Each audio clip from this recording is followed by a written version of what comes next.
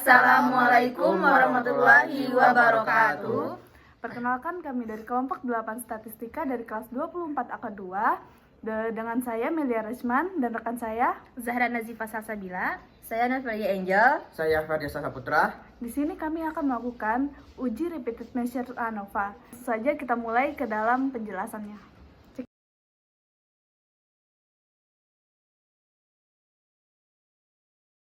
Di sini adalah contoh kasus uji repeated measure ANOVA yang bersumber dari www.spssindonesia.com. Seorang peneliti ingin mengetahui apakah obat herbal merek Slim Joss benar-benar mampu menurunkan berat badan seseorang dalam kurun waktu tertentu. Untuk keperluan penelitian ini, maka 17 orang yang akan melakukan program diet ditimbang untuk diketahui berat badan awal. Setelah itu, 17 orang tersebut diberi minum obat herbal merek Slim Joss. Kemudian ditimbang kembali berat badannya seminggu dan sebulan kemudian setelah sebelumnya rutin mengkonsumsi obat herbal ini. Berikut data berat badan 17 orang responden tersebut. Dari data tersebut dapat diketahui bahwa responden nomor 1 memiliki berat badan awal 90,4 kg. Setelah mengkonsumsi obat herbal merek Slim Joss mengalami penurunan berat badan menjadi 90,3 kg. Kemudian setelah sebulan rutin mengkonsumsi obat herbal tersebut, berat badannya menjadi 86,3 kg. Cara membaca data berat badan untuk responden nomor 2 dan seterusnya sebagaimana contoh pada responden nomor 1. Identifikasi variabel penelitian. 1. Variabel independen atau variabel bebas adalah waktu pengukuran berat badan terdiri dari 3 waktu pengukuran berat badan yaitu seminggu, sebulan, dan setahun atau data kategorikal. 2. Variabel dependen atau variabel terikat adalah data ukuran berat badan ke-17 orang responden atau data numerik. Cara uji repeated measure ANOVA dengan SPSS. Ada beberapa tahapan untuk melakukan uji repeated measure ANOVA dengan SPSS. Pertama, tahap penginputan data penelitian ke program SPSS. Kedua, melakukan uji normalitas pada nilai standardized residual untuk ukuran berat badan di ketiga waktu pengukuran. Yang ketiga, melakukan analisis dengan uji repeated measure ANOVA. Ngapain lagi mandi udah? Menginput data penelitian ke program SPSS. 1. Buka lembar kerja baru pada program SPSS, kemudian klik variabel view dalam mendefinisikan variabel penelitian yang ada pada kolom name, desimal, label, measure, dan lainnya. Yang kedua, jika sudah, langkah selanjutnya klik data views, kemudian masukkan data berat badan ke 17 orang responden tersebut sesuai dengan waktu berat badan mereka diukur atau ditimbang. 3. Dari menu SPSS, klik menu analis, general linear modal, lalu repeated measure. 4. Maka muncul kotak dialog baru dengan nama repeated measure define factor S. Pada bagian within subject factor name, ganti tulisan faktor 1 dengan waktu. Untuk kotak number of level ketikkan 3 karena ada 3 waktu pengukuran berat badan. 5. Kemudian klik add pada bagian measure name, ketikan obat lalu klik add, selanjutnya klik define. 6. Muncul kotak dialog repeated measure, pindahkan variabel BB awal, BB seminggu, dan BB sebulan ke kotak within subject variable atau waktu. 7. Selanjutnya klik plot, maka muncul kotak dialog repeated measure, profil plot, lalu pindahkan variabel waktu ke kotak horizontal axis, kemudian klik tombol add sehingga variabel waktu berpindah di kotak plot. Lalu klik continue tampak di layar.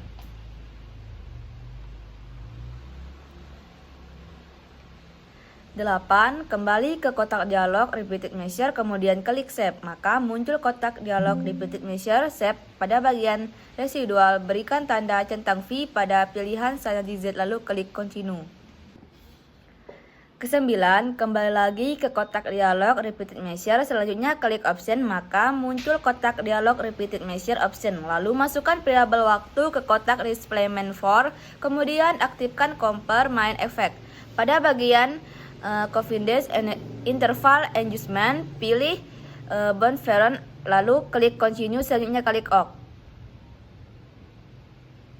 10. Penting, output SPSS yang muncul tersebut adalah output uji repeated measure ANOVA, namun kita abaikan dulu karena akan memaknainya nanti setelah persyaratan normalitas sudah terpenuhi.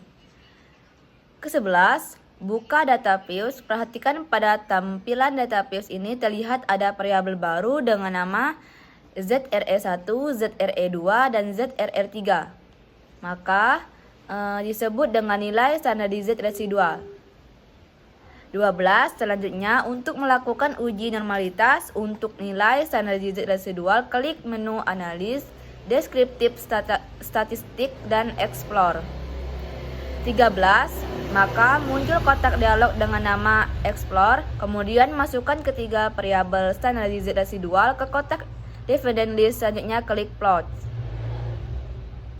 Ke-14, muncul kotak dialog explore plot, lalu beri tanda centang V pada pilihan normality float with text, lalu klik continue, kemudian klik OK.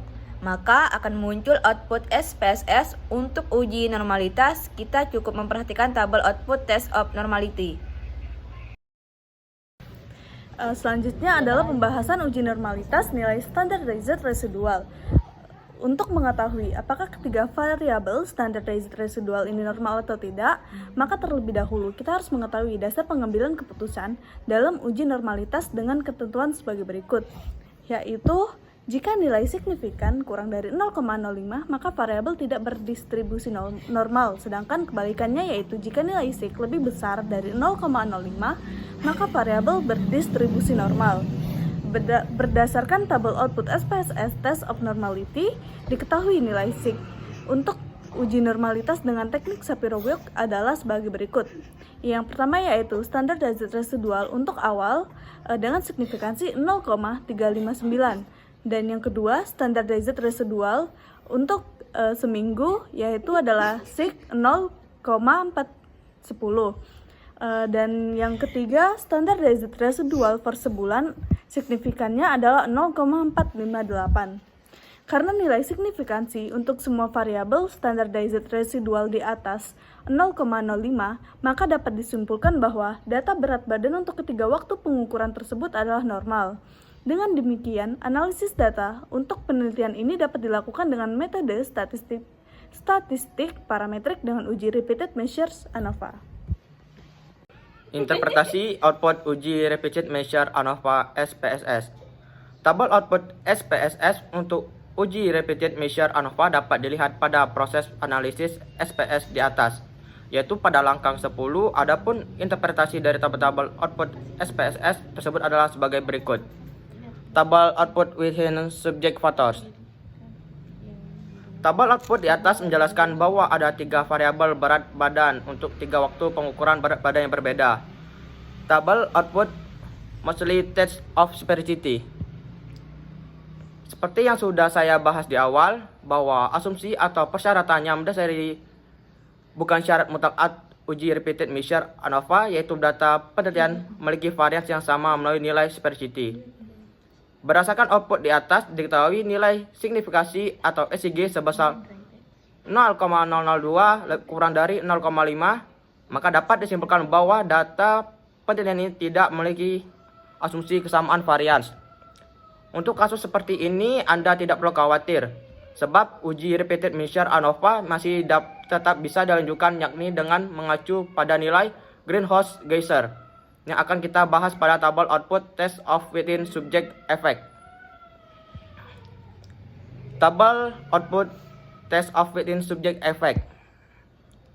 Tabel output di atas adalah tabel paling menentukan dalam uji repeated measure ANOVA. Dalam hal ini ada 3 tahapan yang harus dilalui untuk memaknai hasil output tersebut. Pertama, membuat rumusan hipotesis penelitian. Kedua, mengetahui dasar pengambilan keputusan dalam uji repeated measure ANOVA. Ketiga adalah penarikan kesimpulan. Rumusan hipotesis penelitian. 1. HA0. Tidak ada perbedaan rata-rata penurunan berat badan pada ketiga kelompok interval waktu pengukuran. 2. HA. Ada perbedaan rata-rata penurunan berat badan pada ketiga kelompok interval waktu pengukuran. Dasar pengambilan keputusan dalam uji repeated measure ANOVA. 1. Jika nilai greenhouse gas SIG lebih besar 0,05, maka HO diterima dan HA ditolak. 2. Jika nilai greenhouse gas SIG kurang 0,05, maka HO ditolak dan HA diterima. Penarik kesimpulan. Berdasarkan tabel output tes Hoffman subjek efek di atas, diketahui nilai greenhouse gas SIG adalah sebesar 0,00 kurang dari 0,5. Maka HO ditolak dan HA diterima, atau dengan kata lain ada perbedaan rata-rata penurunan berat badan yang nyata atau signifikan dari waktu ke waktu. Dengan demikian dapat disimpulkan bahwa obat herbal merek Slim Joss benar-benar mampu menurunkan berat badan seseorang. Tabel output pairwise comparison. Tabel output di atas memberikan informasi mengenai rata-rata penurunan berat badan untuk setiap pengukuran dari waktu ke waktu, awal, seminggu, dan sebulan. Angka 1 menunjukkan waktu pengukuran berat badan awal, angka 2 menunjukkan waktu pengukuran berat badan seminggu, dan angka 3 menunjukkan waktu pengukuran berat badan sebulan setelah rutin mengonsumsi obat herbal merek Slim Joss. Adapun penjelasan dapat Anda simak dari poin-poin di bawah ini. 1. Nomor 1, berat badan awal dibandingkan dengan nomor 2, berat badan seminggu. Terjadi rata-rata penurunan berat badan sebesar 0,771 kg dan perbedaan penurunan berat badan tersebut adalah nyata sebab nilai SIG sebesar 0,001 kurang dari 0,5. 2. Nomor 1, berat badan awal dibandingkan dengan nomor 3, berat badan sebulan. Terjadi rata-rata penurunan berat badan sebesar 3,818 kg dan perbedaan penurunan berat badan tersebut adalah nyata sebab nilai SIG sebesar 0,00 kurang dari 0,5. 3. Nomor 2. Berat badan seminggu dibandingkan dengan nomor 3, berat badan sebulan. Terjadi rata-rata penurunan berat badan sebesar 3,47 kg dan perbedaan penurunan berat badan tersebut adalah nyata sebab nilai SIG sebesar 0,00 kurang dari 0,5. Oleh karena itu, dapat disimpulkan bahwa dengan rutin mengkonsumsi obat herbal merek Slim Joss dapat menurunkan kata-kata berat badan seorang sebesar 0,71 kg dalam waktu seminggu dan 3,818 kg dalam waktu sebulan. Gambar output profil plots. Gambar plus di atas menunjukkan ketajaman rata-rata penurunan berat badan dari waktu ke waktu. Berat badan tersebut diukur atau ditimbang.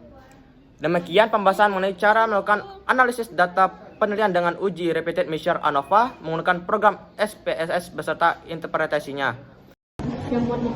Oke, di sini kami akan menyimpulkan hasil dari uji hipotesis parametrik repeated measure ANOVA kami. Yang pertama yaitu dari data tersebut didapatkan bahwa nilai signifikansi untuk semua variabel adalah lebih besar dari 0,05. Maka dapat disimpulkan bahwa data berat badan dalam 3 kurun waktu tertentu adalah normal, sehingga analisis data untuk penelitian ini dapat dilakukan dengan metode statistik parametrik dengan uji repeated measure ANOVA. Yang kedua, berdasarkan metode statistik ini diketahui nilai greenhouse gas SIG adalah sebesar 0,001 kurang 0,05. Maka H0 ditolak dan HA diterima. Dengan kata lain, ada perbedaan rata-rata penurunan berat badan yang nyata dari waktu ke waktu. Dengan demikian disimpulkan bahwa obat herbal merek Slim Joss benar-benar mampu menurunkan berat badan seseorang. Sekian kami dari kelompok 8. Wassalamualaikum warahmatullahi wabarakatuh.